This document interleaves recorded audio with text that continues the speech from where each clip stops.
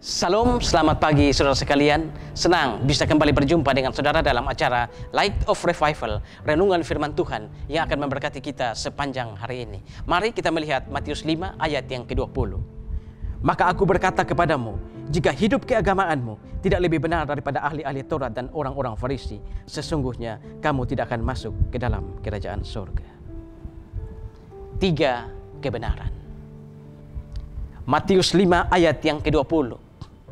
Ini adalah rentetan dari khotbah Yesus di bukit.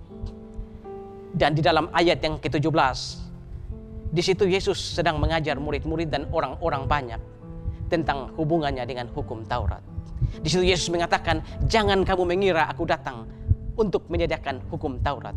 Aku datang justru untuk menggenapinya. Sebenarnya saudara, hukum Taurat yang kita kenal sebagai Perjanjian Lama itu adalah berisi hukum-hukum atau peraturan-peraturan yang mengatur kehidupan atau perilaku manusia. Dan di dalam hukum Taurat ada begitu banyak lambang-lambang atau simbol-simbol. Misalnya di dalam hukum Taurat ada pengorbanan domba, anak domba yang tidak bercacat celah sebagai penghapus dosa. Dan ini digenapi oleh Yesus Kristus sebagai anak domba Allah ketika dia mengorbankan dirinya di atas kayu salib untuk menebus dosa saya dan saudara. Dan di dalam ayat yang ke-20, Yesus mengajar dan juga mengkritik ahli-ahli Taurat dan orang-orang Farisi. Yesus mengatakan, jikalau kehidupan keagamaanmu tidak lebih baik dari ahli Taurat dan orang-orang Farisi, jangan engkau masuk ke dalam kerajaan surga. Di sini saudara, sebenarnya di dalam keagamaan ada 3 kebenaran. Yang pertama adalah ortodoksi atau kebenaran pengajaran. Bagaimana pengajaran kita? Apakah pengajaran kita selama ini sudah sesuai dengan kitab suci? Sudah sesuai dengan firman Tuhan atau belum? Kalau semuanya itu sudah sesuai, pengajaran kita sudah sesuai dengan kitab suci, sudah sesuai dengan firman Tuhan, maka yang kedua adalah ortopraksia, kebenaran perilaku hidup. Apakah perilaku hidup kita sudah sesuai dengan kita ajarkan atau tidak? Atau kita ajarnya lain, kita lakukannya lain? Makanya di bagian lain Yesus Kristus mengkritik ahli-ahli Taurat dan orang-orang Farisi. Dia berkata bahwa memang mereka telah menduduki kursi Musa. Kursi Musa adalah kursi pengajaran. Mereka telah menduduki kursi Musa. Karena itu ikutilah apa yang mereka ajarkan, jangan ikuti apa yang mereka lakukan. Karena itu saudara, kita perlu untuk mengoreksi diri kita.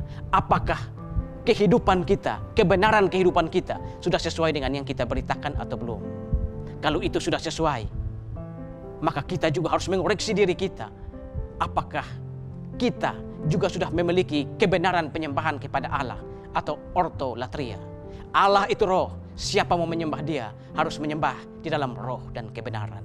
Saudara-saudara yang terkasih dalam Tuhan Yesus Kristus, pagi ini biarlah firman Tuhan mengajar kita, firman Tuhan menegur kita. Biarlah masing-masing kita, saya dan saudara, kita mengoreksi diri kita masing-masing. Sebagai hamba Tuhan, sebagai pendeta, sebagai majelis, sebagai aktivis gereja, sebagai apapun yang ada dalam gereja, yang melayani di gereja, biarlah kita mengoreksi pelayanan kita. Apakah selama ini pelayanan kita betul-betul dengan motivasi yang benar, motivasi ajaran, motivasi perilaku hidup, dan motivasi penyembahan kepada Allah? Apakah semua itu sudah benar, ataukah kita melakukan dengan motivasi yang salah? Biarlah pagi hari ini firman Tuhan menegur kita, mengajar kita. Biarlah masing-masing kita mengoreksi kembali diri kita dan pelayanan kita. Dan jikalau engkau mendapati bahwa kehidupan keagamaanmu tidak lebih baik dari orang Farisi dan ahli-ahli Taurat, jangan engkau masuk ke dalam kerajaan surga. Tuhan memberkati kita semua. Amin. Tuhan, terima kasih untuk firman pagi hari ini. Firman-Mu yang mengajar kepada kami bagaimana dalam hidup ini kebenaran ajaran, kebenaran perilaku hidup, dan kebenaran penyembahan harus ada di dalam hidup kami beragama. Terima kasih Tuhan untuk firman-Mu. Dimuliakanlah Engkau di atas firman-Mu. Amin. Saudara, jadikanlah firman Tuhan sebagai pelita dan terang di sepanjang jalan hidup kita. Tuhan memberkati kita semua.